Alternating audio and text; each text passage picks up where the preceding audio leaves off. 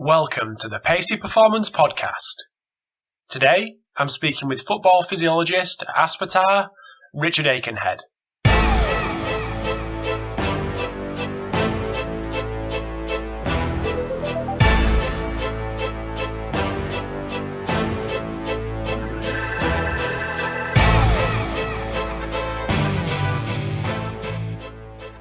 Thanks for tuning in to episode 97 of the Pacey Performance Podcast. So today's episode came off the back of reading an article recently, which I think was published a couple of months ago on scienceforsport.com, just around GPS and the reliability and validity of certain measures and the technology as a whole, really. So it was good to get an expert on, and Richard probably won't appreciate me saying giving him the expert tag, but definitely an expert in the area. So it was great to get his take on the kind of points that were raised in that article. So the first half of the episode kind of concentrates on that, on the technology side of things, and then the second half gets into a bit more depth in its use in rehab, which is obviously an area of interest for Richard. So just before we get into the chat, we have a sponsor, which is Coach Me Plus for today, so massive thanks to them guys. And they're just going to provide a 2 or 3 minute segment, which is going to focus around the communication between technical coaches and sports scientists, especially when it comes to the purchasing and acquiring of technology, which is quite pertinent in this chat with Richard. So I hope you enjoy the little segment with Coach Me Plus. And I'm sure you'll get tons out of the episode of Richard. So hope you enjoyed both chats, and I will speak to you soon.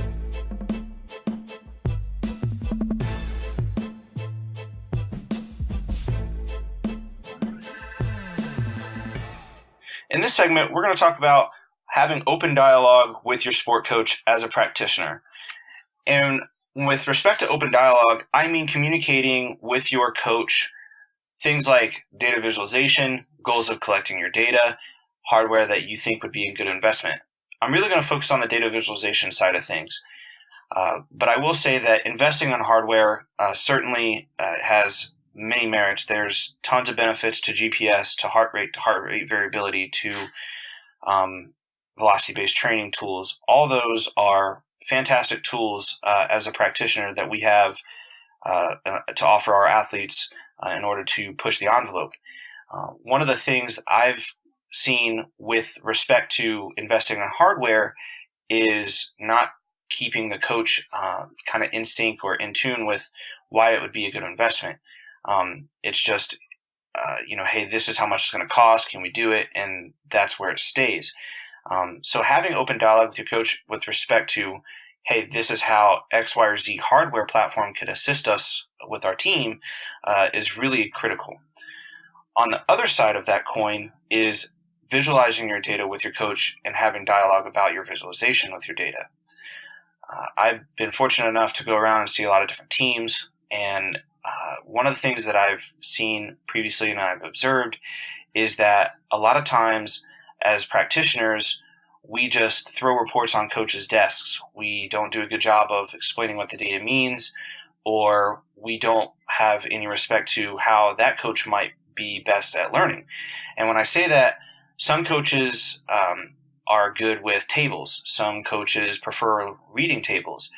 Some coaches probably don't have a ton of practice looking at data, so they haven't seen a lot of data visualization, even with respect to what we might think is simple with bar charts and line graphs and moving average lines and radar plots and things like that.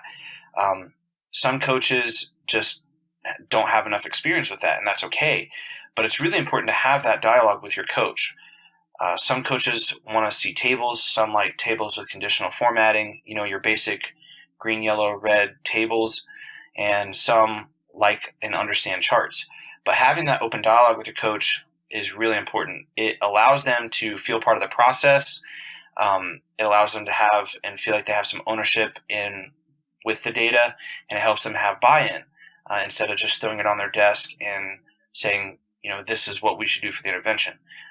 It helps them to think through the whole process and have some ownership and buy-in with what you're doing with respect to all your data. Hope that helps.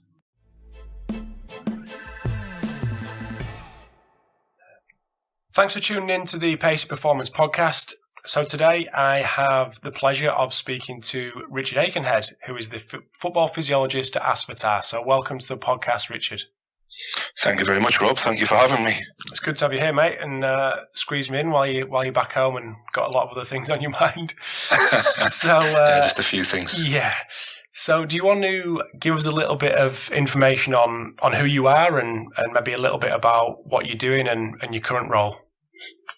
Yeah, so I suppose it's probably better working backwards. So at the moment, I'm in Qatar with Aspetar as a physiologist with a national sports medicine program working in football. It's coming up to around 2 years that I've been there now. And prior to that, I was at Newcastle United with Jamie Harley and Simon Tweddle and others, where I spent 4.5. It spanned 5 seasons really. As I started out as the under-21 sports scientist, whilst I was also doing my PhD as well. Prior to that, I had a stint at Northumbria University as a research assistant, working in the labs there, doing some middle distance and endurance running work with the physiologists and the biomechanists there.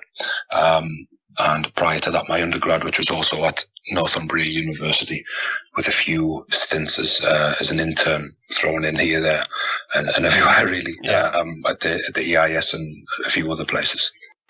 So you've done your PhD, haven't you? Yeah. I finished that a couple of years ago. Yeah. Okay. So what's your, just going into a couple of the topics that we kind of went back and forth with, was just your kind of current research area. Just want to tell us a little bit about, firstly, what that is and why that's become an interest of yours. Yeah, absolutely. So my PhD was in collaboration with Newcastle United and Northumbria University, and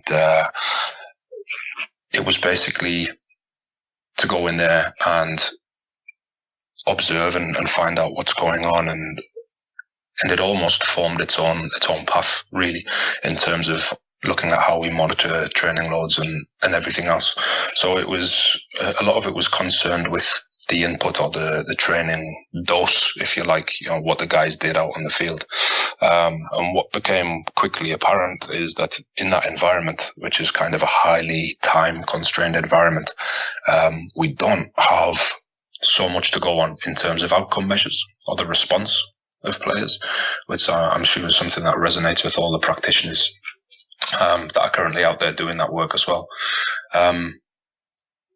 So within my PhD, I was kind of touching on that a little bit, but I never really had time to go into it in detail. So afterwards, once I got to Qatar and Aspetar, then that was really still the main thing that I wanted to tackle in terms of can we find some valid and reliable and of course useful outcome measure that is feasible in the applied environment. So we know that a lot of guys, they take their subjective questionnaires and their wellness and things like that using a lot of different mediums like the iPads and on the players' iPhones. But we also know that in that environment where there are financial incentives to play, there's also a big incentive for responder bias, basically. So if you have time to develop relationships with players and they've been educated and they understand basically the benefits of them responding accurately, then you've got a better chance of recording accurate data. But in the Premier League and other leagues, of course, as well, then there's usually quite a high turnover of players. You have foreign players, some players that have not been accustomed to this type of these type of measurements before, and so you can't generalize that you will have accurate data across your whole squad, which was something that I was very aware of.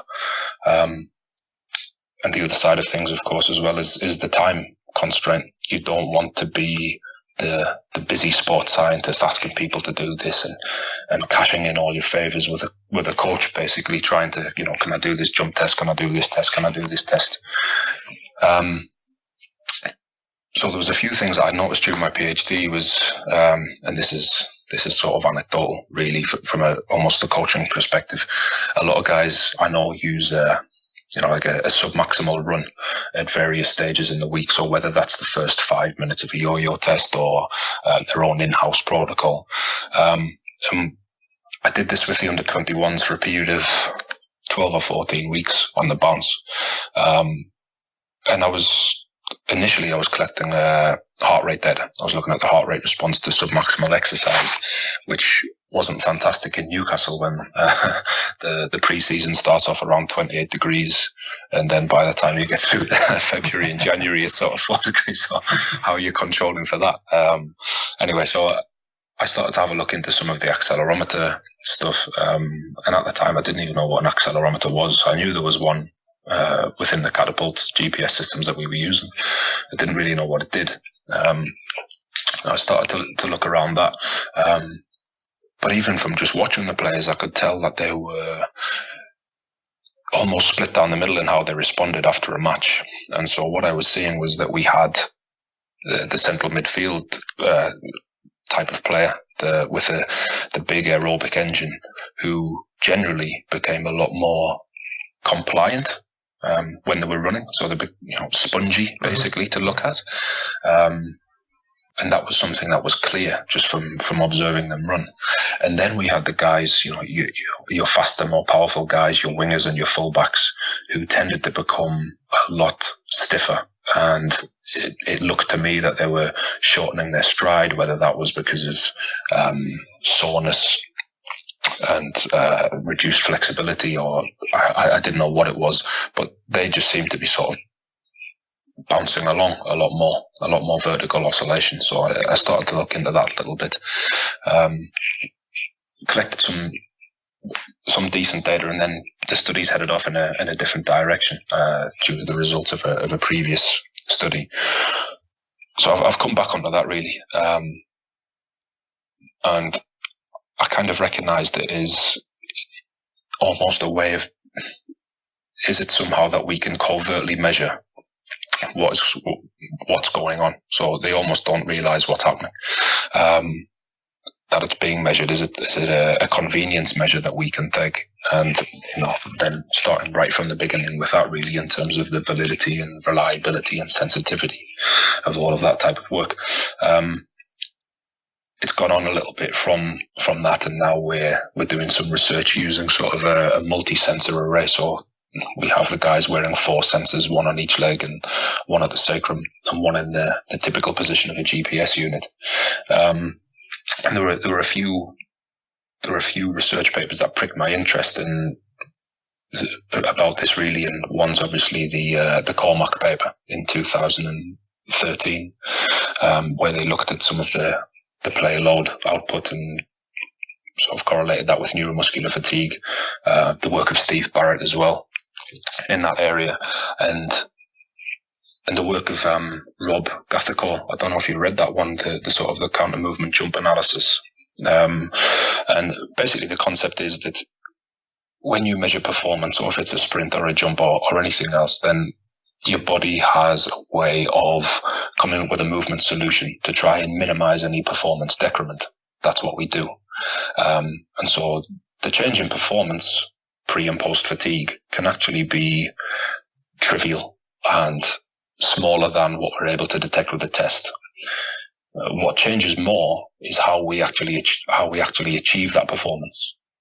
And so that's where I believe that potentially we can start to look. So in the context of this submaximal run, obviously there's no outcome measure. It's not a time trial or anything like that, but it's basically, can we measure your running mechanics and how you're achieving that? Because that's going to have a transfer as to how you move out on the field, and how you move out on the field will dictate things like energy efficiency, your running economy, and perhaps even your risk of injury, depending on if you're adjusting your normal movement pattern outside of your bandwidth of tolerance, essentially. Mm-hmm. So in the data that have you gone through a data collection? I mean, I know you mentioned that you saw it with your own eyes with the sponginess and the stiffness. Yeah. Has that been developed into an actual data yet? Yeah. Okay. We've done a couple of things. John Fitzpatrick, who is currently doing his PhD at Newcastle United as well, in the academy, he's carrying on some of that work and adding his superior intellect to that in comparison to mine, which is a good thing. Yeah, absolutely. Don't you do yourself an injustice, right? No, he's way above. And then we've got we're also doing some studies out here as well. So it's great that John's doing this work in the applied setting, and then we're also looking at it in sort of a laboratory environment and almost an intermediate environment where we're able to control a lot of the variables very well, but it's not strictly a laboratory setting, if you like. Mm-hmm. So we try to come at it from a few different angles and basically test it to its limits and see what it can and cannot tell us, essentially. Mm-hmm. So what's that data looking like, and how are you? Probably two questions there. What's data look like, and is it living up to what you thought you saw with your eyes back at Newcastle? And secondly, how is that potentially going to impact training? Yeah. So in terms of what the data looks like, and this is something that I think is an overarching issue in the sports science literature in terms of, and a lot of people have drawn attention to it as well, in terms of reporting group responses. Mm-hmm. So if you look at this data in terms of a group response, if you've got your 10 or 20 guys and you test at various time points, then you're not really going to see so much of a group interaction. You're not going to see a big group difference because of pretty much of what I said. Mm-hmm. You have these two very arbitrary subsets of players, if you like, within that population that respond differently, and ultimately they cancel each other out a lot of the time. So when you look on the group level, you won't see very much. But when we look on an individual level, which is what we're all interested in anyway, in terms of that within player longitudinal monitoring, then yes, we see the sensitivity emerging. So first of all, from the reliability side of things, the reliability is very, very good. You're looking at, off the top of my head, CVs as a percentage, typical are of a sort of 1 to 3%. That's test, retest, and also between day reliability as well, which is good.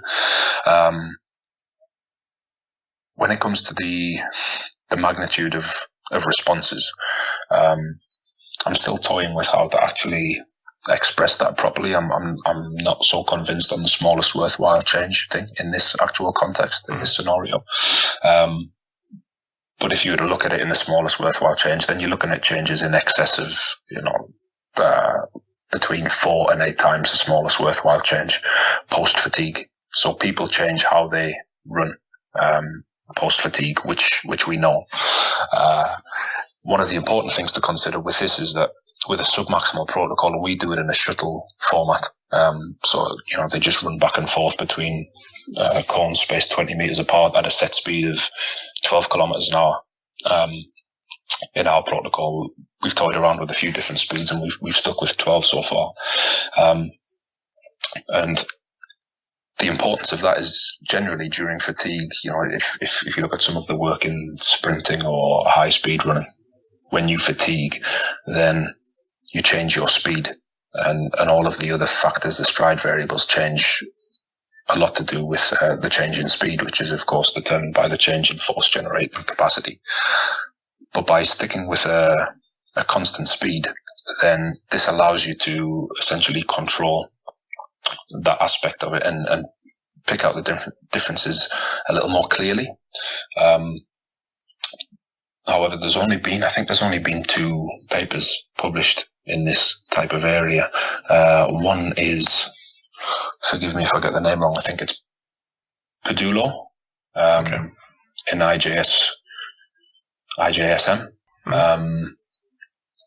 And he had some football players, and they ran at 95% of maximal aerobic speed for 5 minutes, 20-meter shuttle test, and there were huge changes in their stride variables. But we need more data, essentially. We need more data to be able to look at what the magnitude of change, what can we expect. And then again, even if it's huge, getting onto your second point, what does that even mean? Well, what does so what? Like, it's that so what thing. What does it mean? That's just a part. Football players have always played games. They've always fatigued, and if this is how they fatigue, then that's what's always happened. So what? The question, I guess, comes is that it gives you a little bit extra in the toolbox to see how people are changing, and what the temporal relationship is of that effective fatigue. So you might have some guys who recover to within their baseline, plus or minus their normal variation, within 24 hours, or other guys might take up to 72 hours. That's going to change as you progress through the season. That's going to change depending on how recently they've come back from an injury, for example. And so I think it allows us it gives us another option, basically, of something to measure in quite a covert way, that if it does prove to be valid and reliable, then I think that could be a real go in a team sport environment, because essentially you can test your full squad within 5 minutes. If they're doing a 5-minute submaximal run, everyone's on the line together. If you wish to do it that way, they do it. And because of the variables that you're collecting, then a lot of that data is available in real time. And so you can basically have it set up as a warning system to be able to say, okay, this guy is outside of his normal threshold by this and that, or they're not. So it just gives you a little bit more information to help in that decision-making process. We've still got an awfully long way to go, to be honest, in terms of being able to get to the point where we can make meaningful decisions based on that. But I think it's a promising area. Mm-hmm. So my next point, firstly, I apologise for dragging it back down to kind of my level, but there's I read an article today about kind of wearable technology and specifically GPS.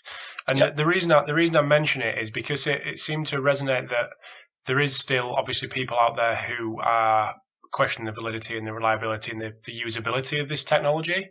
And I'd just like you to kind of give your opinion on.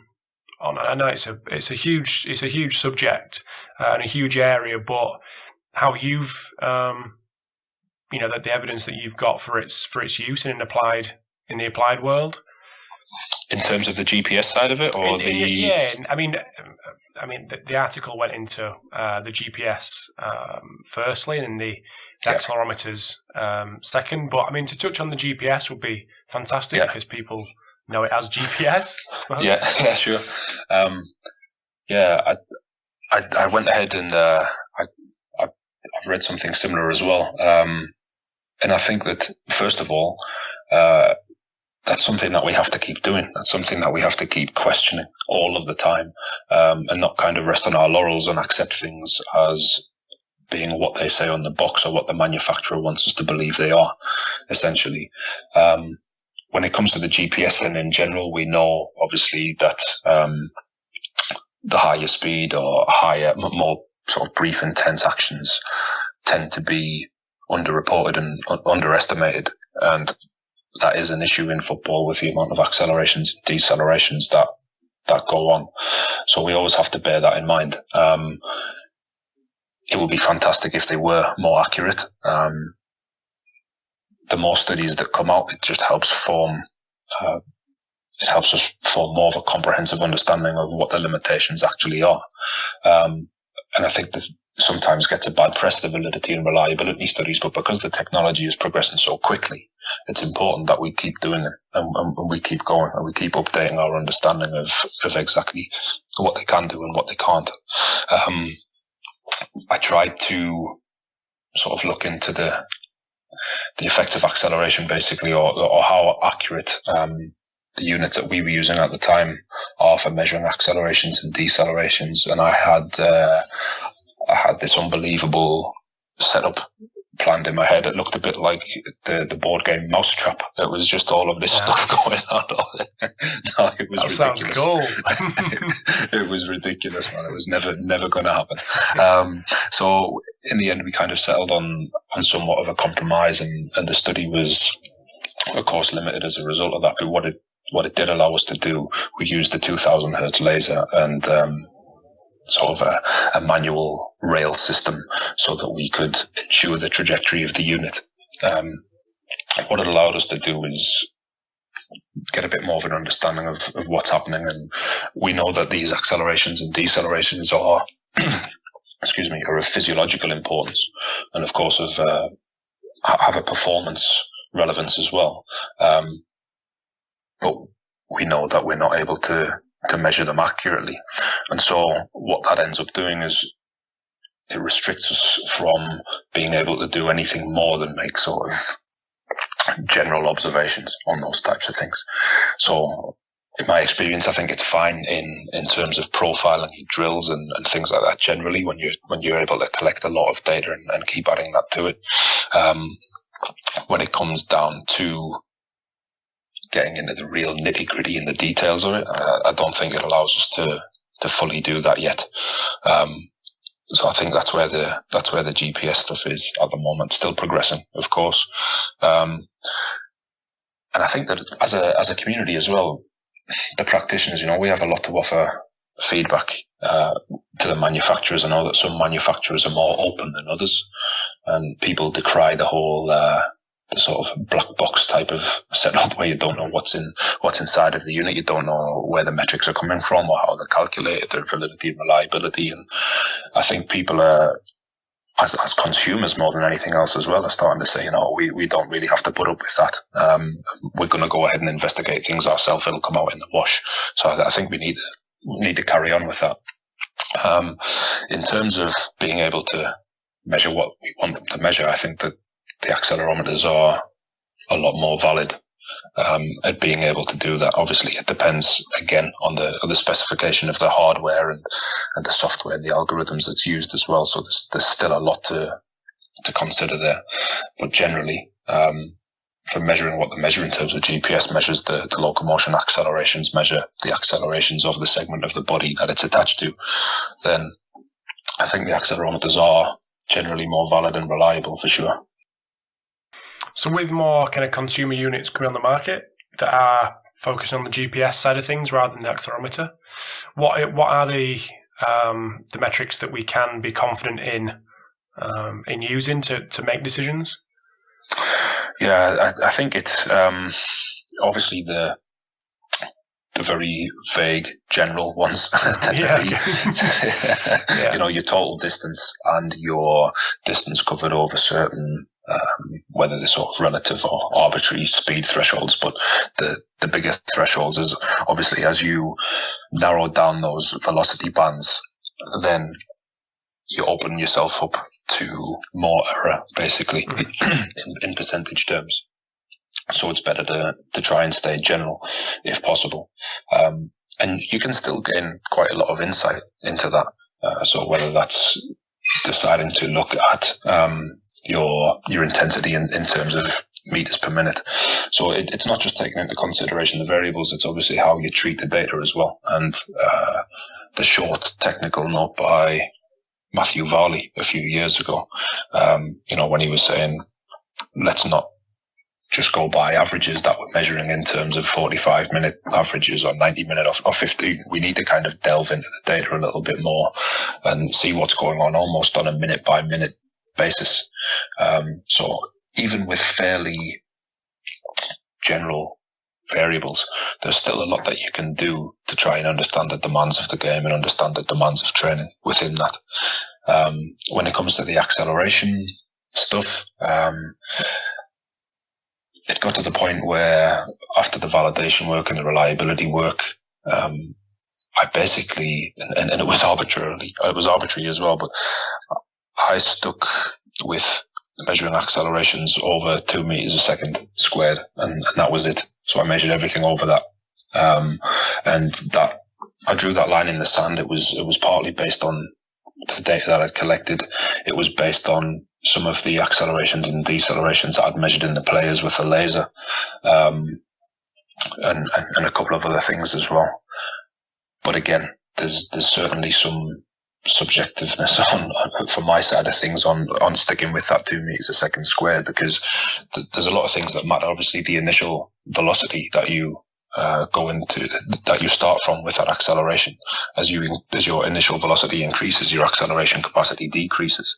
So a 1 meter per second acceleration, if you're starting from quite a high initial velocity, could still be maximal. Whereas a 1 meter per second acceleration from a standing start is nothing.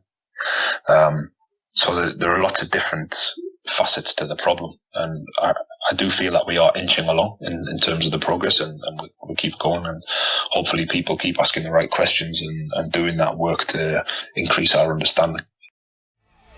So we're just going to take a quick break in the transition between Richard chatting about GPS and the technology itself, and the rehab side of things, which is going to come up in the second half of the podcast. So there's an article that me and Richard both spoke about at the start of the episode.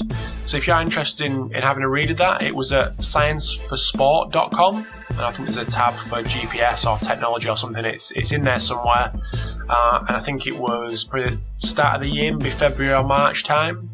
But I think this area will be a really exciting one over the next couple of years, and just seeing where it goes and how it evolves, and especially on the kind of prosumer side of things, the likes of PlayerTech entering the market and doing really, really well. So just before I let you get back into part 2 with Richard, I just want to say a massive thanks to both Val Performance, makers of the Nordboard, and Coach Me Plus, who provided the little segment at the start, which I hope you enjoyed. So I hope you enjoyed the second half with Richard, and I'll let you get back to it. So I just want to move on a little bit to kind of rehab focus. Do you just want to tell us a little bit about how you use? I'll use GPS again as the kind of global term, but I think we all know what kind of getting at. Yeah. GPS for player management and rehab. Yeah. Yeah.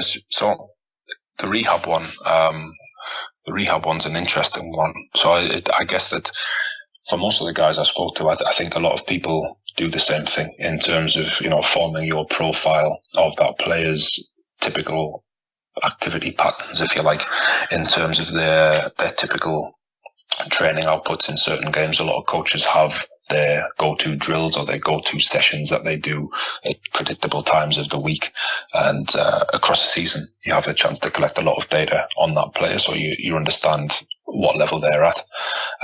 You have their match data as well. From some people might be using the GPS, whether that's valid inside of the stadium, not too sure.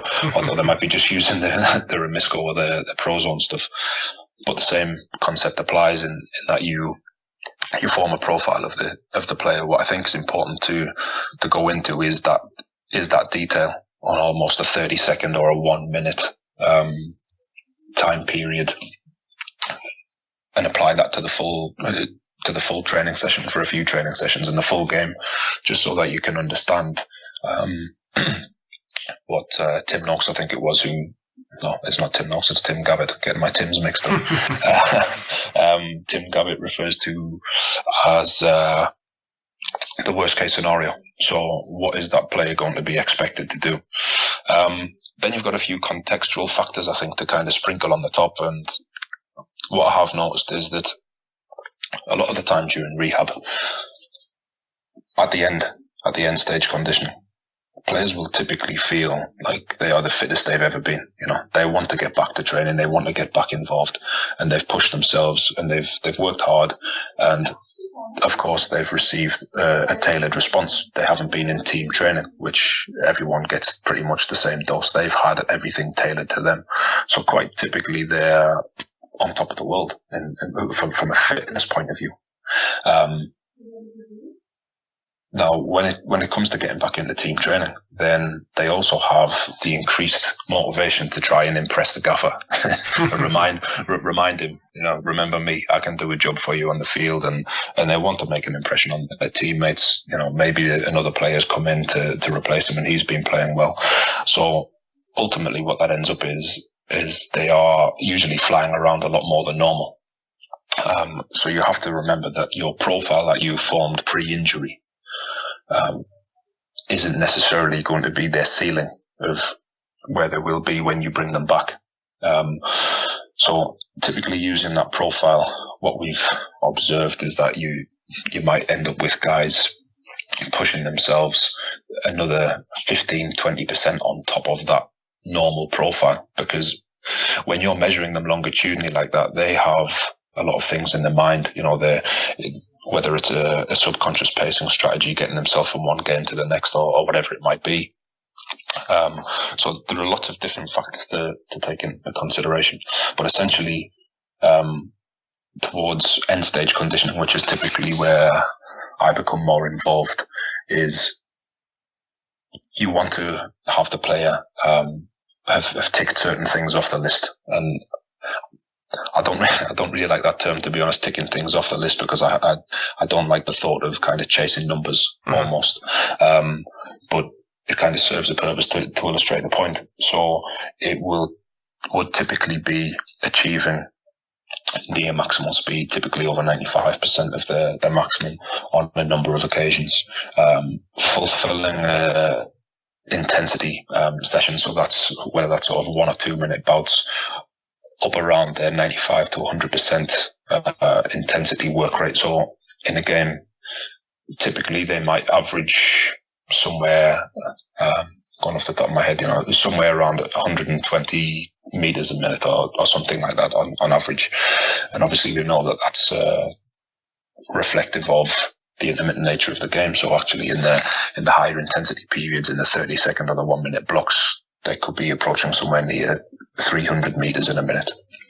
And of course, that is then made up of all of the various actions that we're familiar with: the jumping, the passing, the sprints, the accelerations, decelerations, turns, all of that type of stuff.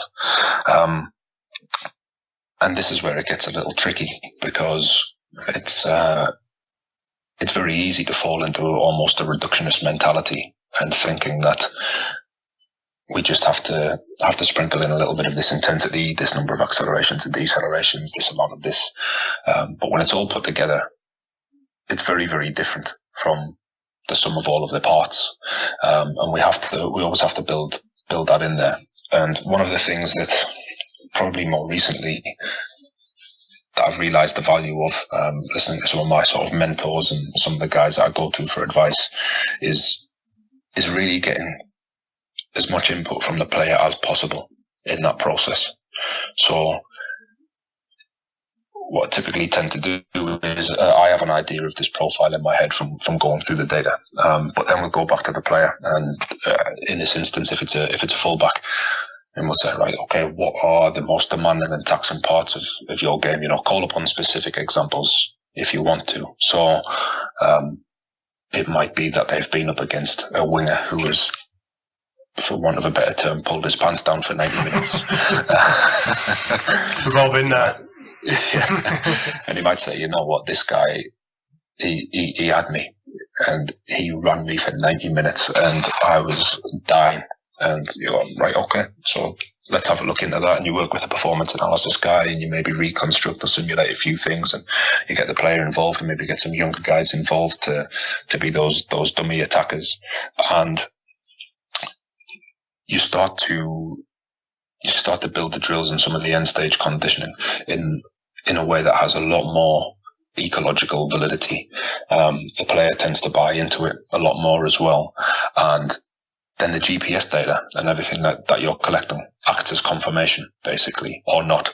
So it might be that you do this drill, you then have a look at it either in real time on your phone or whatever out on the pitch, or you process it afterwards, and you've had an idea in your head of what you want to hit, the targets, the numbers that you want to achieve. Did it do it, yes or no? All right, can we tailor that a little bit?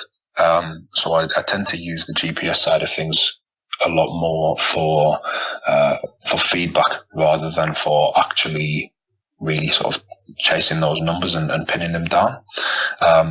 Like I said, there are things that I like to do when it comes to the high speed work.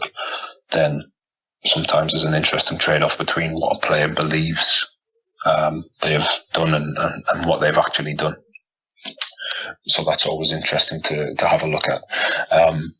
But I tend to use it a lot more for confirmation than anything else. Another thing you mentioned when we were kind of having a little chat about things to discuss was creating the right environment for rehab and using constraints and context to aid with that. You just want to talk to us a little bit about what you meant by that? Yeah, so I work with a guy called Darren Paul. I'm not sure if you know him, at Aspetar. He spent a little bit of time at Middlesbrough, at Teesside Uni, and then Southampton Uni. And one of Darren's areas is agility.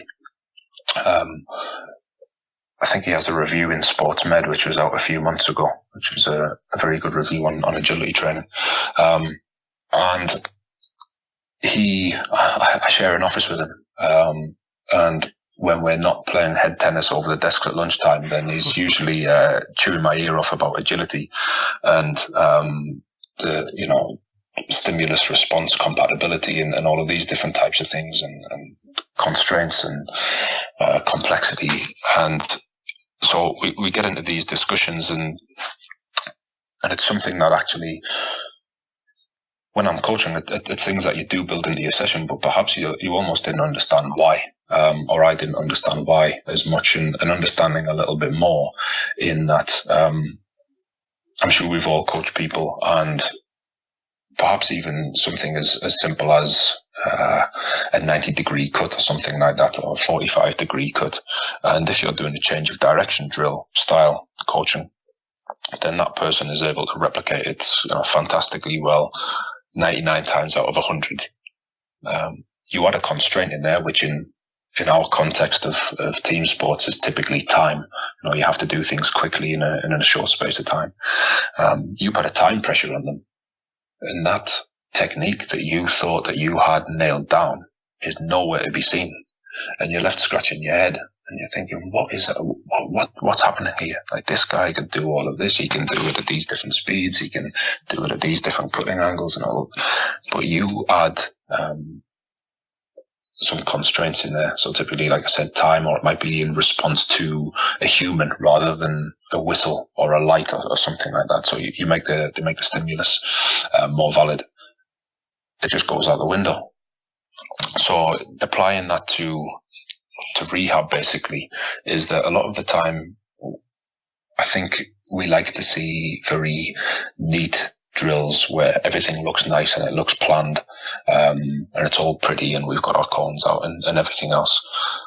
But I think what I was doing is I was robbing the athlete of the chance to actually practice or train how they would in the real world, in that real world team scenario. So the thing that I mentioned about getting their feedback and recreating the drills based on their experiences and their feedback, that's one part of that. Because a lot of the time they'll say, you know what, when this guy runs at me with speed and if he takes me on the left side, then that's fine. But if I turn over the other side, then I really struggle with that. And that might be something you've completely missed as a practitioner. You've got 30 players to look after, and did you spot that detail or did you not? Well, the information's there. You just have to get it from the player and build that relationship. Some of the other things is that,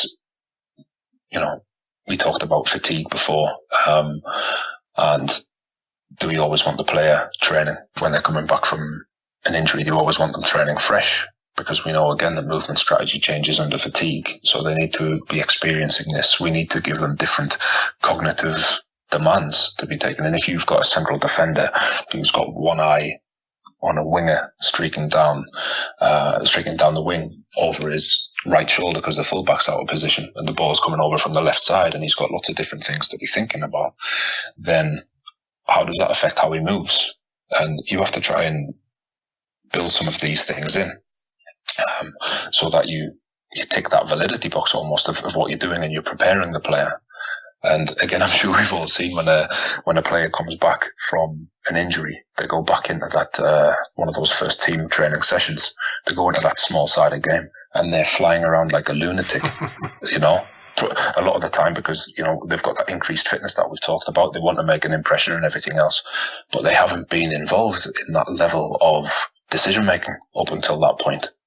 And they have no idea, and they'll often come out and describe it as feeling rusty or feeling off the pace. And so they have the machinery, they've got the machinery to get about. But or the Formula One cars, as we sometimes say, they've got the car, but the driver's not in the seat, and they don't know what they're doing. And so we try and create that environment. So when I talk about the environment, I mean we try and create those different types of those constraints again, by altering things. And sometimes it doesn't look so pretty, and sometimes it, you almost get worried about if the gaffer comes over and sees us doing this, is he going to think that we're messing around and just wasting time?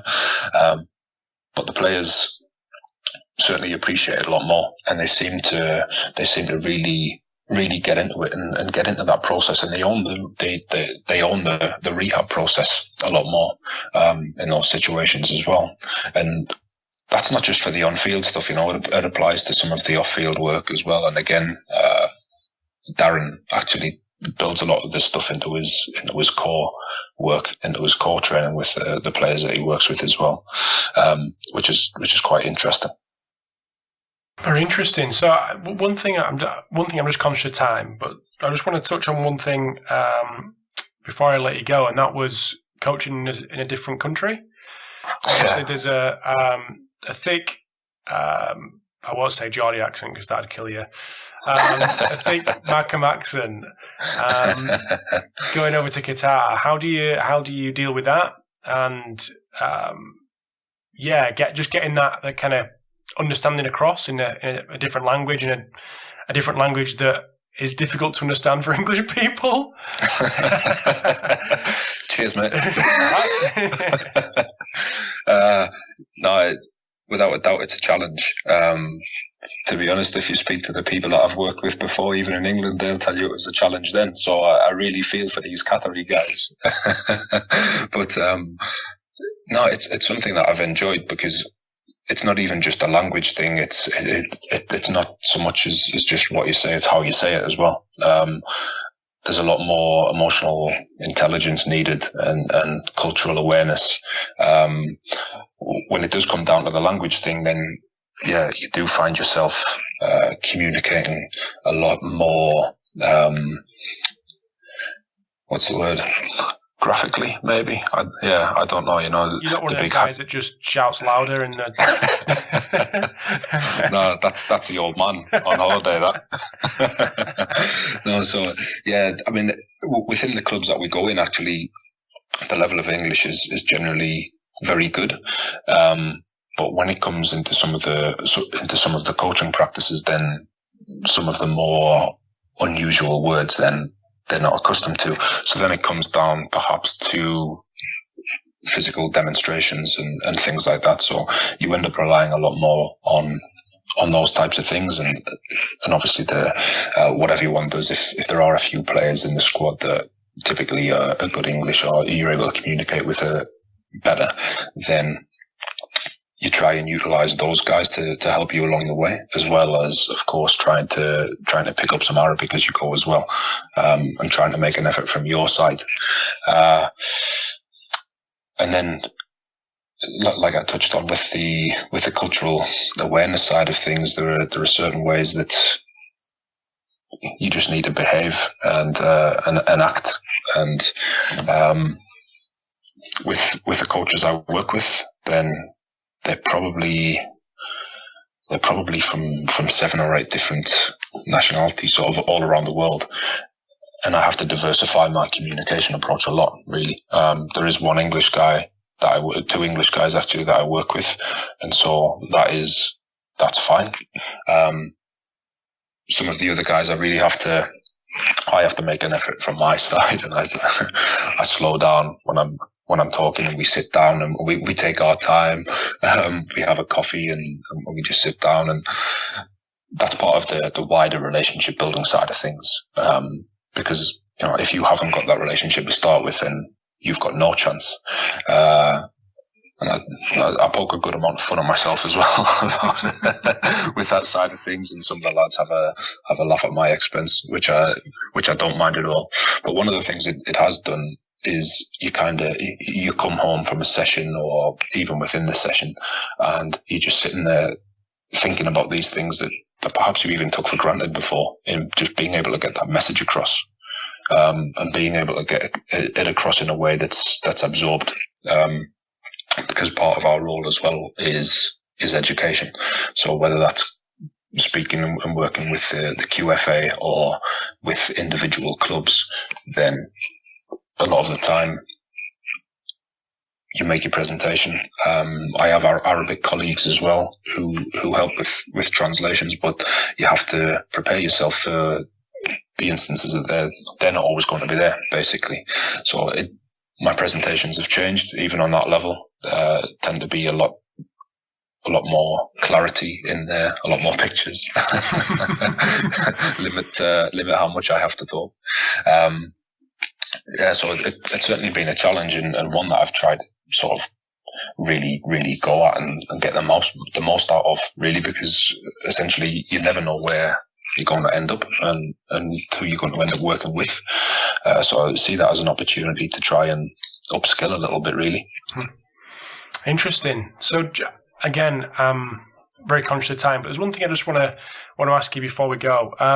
In terms of just going back to what we discussed at the start, in terms of kind of hardware and software, what would be the one thing that would, if you could change it to make or develop it to make your job easier, what would it be in terms of the technology itself?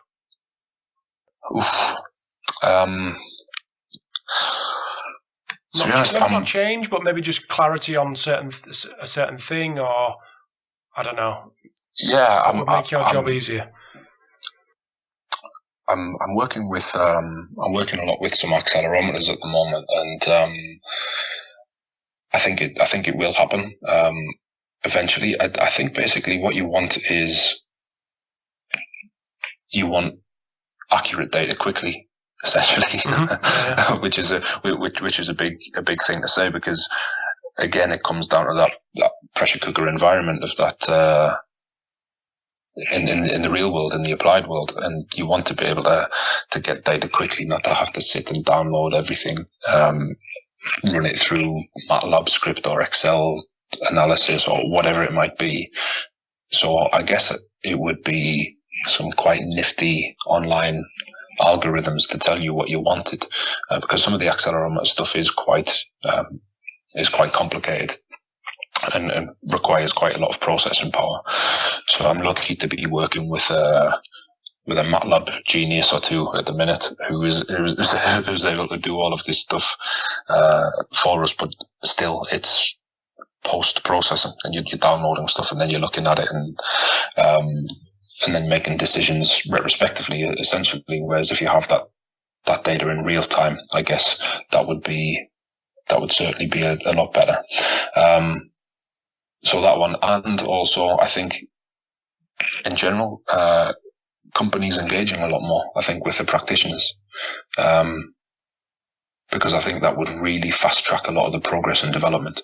I know that some have a bit of a track record of that at the minute, which is good, but I think they need to up their game a little bit, because ultimately the end user, these are the guys who are, first of all, they're running into the problems. They're the ones that have the questions to ask, and so they're the ones that really have the key to the solutions, essentially. So more engagement from the companies who are, they're charging a lot of money for these things, and I think they kind of owe it to the consumers, and the consumers are the ones that are promoting their products as well, by doing research for them and using their product, and they're happy enough to sit there and take photographs of their players wearing all of this stuff, but sometimes not so happy to answer a question via email. Yeah. And they're the ones that are putting the receiver upside down to get it to work. Yeah, but I've heard of one or two people about it. Yeah. Cool. Well, I appreciate your time, Rich. But just before I let you go, where can people keep up to date with what you've got going on, research-wise, applied-wise? I'm on Twitter. I don't generally tend to have a lot to say. I'm just like that, just like a Twitter stalker, yeah. Because everyone on there is a lot cleverer than I am. I've got far more interesting things to say than I am, so I've just kind of peeped my head above every now and again. But that's at Rich Akenhead on Twitter. And I try to put as much stuff up on ResearchGate as possible and share that, when people request full text and things like that. So I'm on there as well. And my email is richard.akenhead@aspetar.com. So if anyone wants to get in touch about any of the research, because one of the things I'm keen to do is that I don't want the research to stay within sort of a lab environment or just to be for the purposes of a research paper. I'm a practitioner and I want the things to be implemented really if they're appropriate. So anyone that's potentially looking to collaborate on some applied work, I'm always happy to discuss things like that. Excellent. Well, I've put your Twitter handle and your ResearchGate link on the site, so people can get in touch there if they're lazy. So thank you very much. No, that's all right, mate. So again, thanks for your time, and we'll keep in touch definitely. Yeah, absolutely. All right, pal. Thanks again. Cheers, Rob. Thank you. See you, mate. Bye. Bye. Thanks a lot for tuning in and having listened to me and Richard Akenhead chat around GPS and rehab. So, like I said in the episode, if you go to paceyperformance.co.uk/97, there is the link to Richard's ResearchGate page. So if you are interested in anything that he mentioned research-wise, it's all there for a good reference point, and you can request any text from there. So just a massive thanks to both sponsors of the podcast today in Coach Me Plus and Val Performance, makers of the Nord board. So we've got some really exciting guests coming up, not finishing, but kind of culminating in episode 100, which is really exciting from my point of view. So hope you enjoyed the chat with Richard, and I will speak to you next week.